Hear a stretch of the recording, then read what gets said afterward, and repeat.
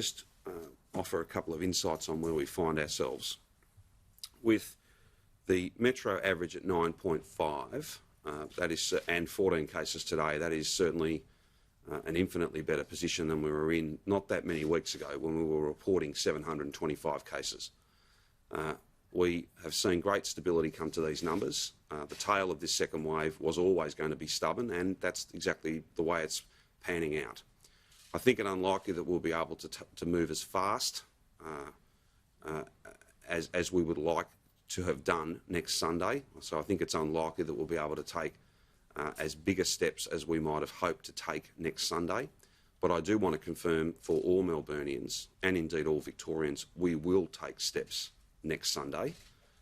And Martin, Brett, myself and other colleagues will spend an enormous amount of time this weekend and throughout the week determining exactly what those next steps can be. We've all come a very long way, and the last thing that I will sign off on is doing what might be popular and what might perhaps please some, but actions, steps that are not safe, that will set us back, that will see all that has been given by Victorians across our state frittered away and count for nothing. We are very close to being able to take big steps to find that COVID normal and to lock that COVID normal in, to draw a line under 2020 and look to a much better 2021. You can't cheat this thing though.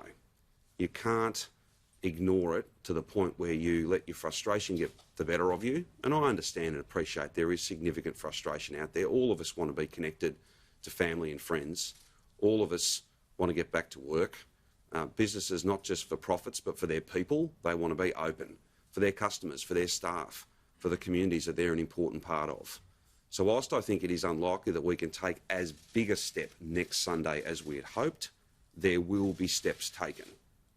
So there's no need, and certainly it is in no way warranted for people to be despondent or for people to lose any sense of hope. This strategy is working, but you've got to do it properly.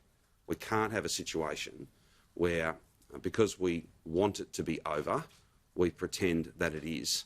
That because we want to have defeated the second wave, we pretend we have, when in fact we haven't. We're very close, but we haven't quite achieved that yet. Now, we'll monitor these numbers as they come through all throughout this week. We'll also look at the narrative, the stories that sit behind each of these cases, and whether it be mystery cases or cases that are connected to very well managed, very well contained outbreaks. All of that, all the stories that sit behind those numbers will be an important part of the thinking and the decision making that we do this week. We always want these numbers lower, faster. We've just got to be as stubborn as this virus. That's what we have to do. We have got to see this through, to stay the course, to get these numbers low, and then we can keep them low. But there will be steps next Sunday, and they'll be as broad and as significant as they can possibly be, but they have to be safe.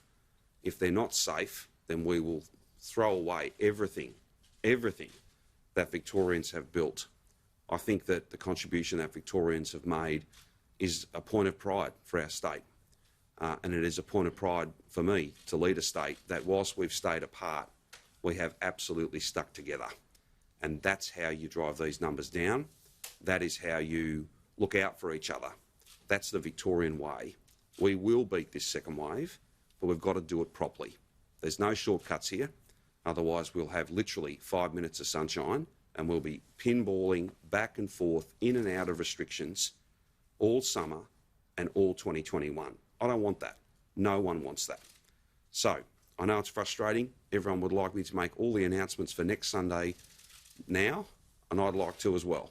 But we're not in a position to do that. We have to wait and see the data as it comes in each day this week, particularly with a focus on those mystery cases, and those numbers are coming down, as well as the point I made around narrative and the story that sits behind each and every one of those cases.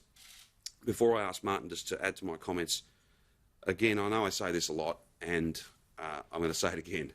I just want to thank personally every single one of the 16,647 people whose test results came back today, which means they got tested yesterday and late the day before that.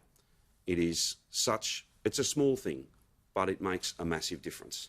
It's a small moment in time, but it is an enormous contribution by those nearly 16,500 people. It is such a big and meaningful thing. So if there's even just the one thing you take out of today's briefing or any of the many briefings that we've done over these last months, it's this. If you've got symptoms today, however mild, please don't wait till Monday to get tested. Please go and get tested today, because that will help us drive these numbers down even further and take those safe and steady steps in the weeks and months ahead to lock in a COVID normal for summer and for 2021.